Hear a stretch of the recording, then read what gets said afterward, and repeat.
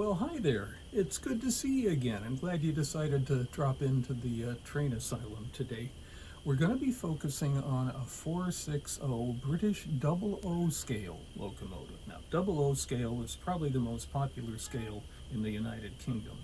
It clocks in at 176th scale, where HO stuff, the stuff that we're really used to in North America, unless you're an O scaler, HO is 187th. So HO is kind of a bit smaller than double O, but when you look at the size of the actual locomotive prototypes, it all kind of evens out in the end. And they run on the same track as HO as well, so it's all good.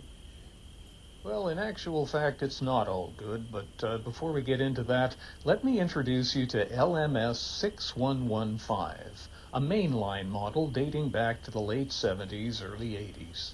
It's the venerable Scots Guardsman. It's not guarding much of anything right now because it's become depressed and antisocial, symptoms of underlying conditions like split axle or split gear syndrome. Really hope neither of those are the case, but as one whose right knee has been giving me grief over the last year, I can absolutely sympathize. So I've taken it into the Train Asylum treatment room here, and as I throttle up, uninspired, very little response. Yeah, it's trying, but it's just not happy about it. It's like it would rather be lying in bed watching Doctor Who reruns. Another thing we have in common. Okay, let's try reverse now. Oh dear. Remember Tim Conway's old man character in the Carol Burnett show? It kind of reminds me of that. Well, let's get inside and see what's going on. That'll be easy. There are two really accessible screws there. So I'll take the trusty Phillips screwdriver and we'll get those out first.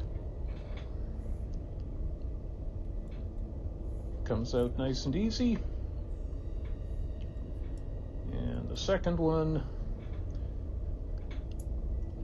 as I do this, I notice the loco's in pretty good nick overall. Just a missing stair there on the back. I'm going to get a 3D printer at some point and replace that, and replace a lot of little parts on various other locos too. So there's another screw on the very back there, as you can see.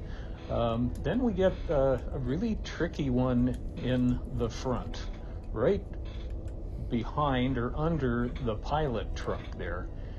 Yeah, that's going to be a bit of an angle getting in there, and well,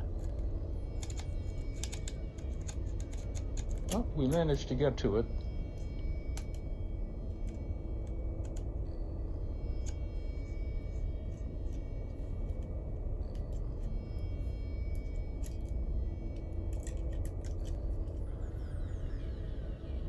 Now I want to extricate the chassis from the body, which I've never done before with this, so we're just going to gently pull, no resistance, at least other than friction, and we're done. Nothing broken. Oh great, it's a split chassis.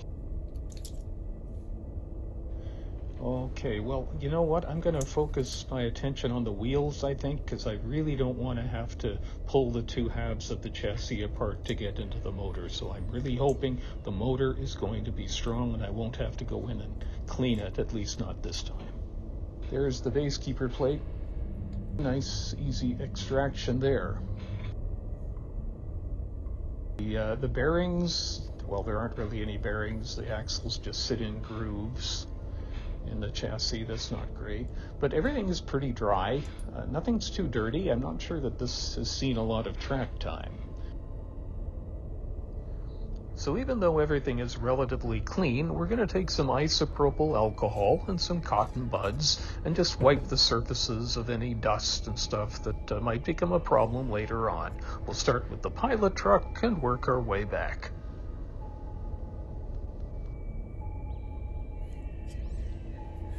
Now we're going to do some oiling.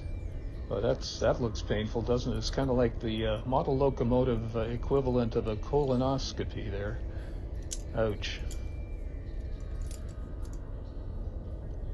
Pretty much done now. Let's put the chassis on the test track and see how it goes. Oh yeah, performance is so much better. I might not have to open up the motor. Oh, this is good news. Yeah, that's nice. That's working much better now. Forwards again. No, it wasn't a fluke. Running brilliantly. Of course, it isn't over until we test the thing with the body back on. I can't count the number of times I've had a loco running just fine without the shell, and the second I put the shell back on, nothing. That's clearly not the case here, though. Okay, I'm satisfied with that. I will not be opening up the chassis to get to the motor, because it seems to be working fine. Let's run it around the track now.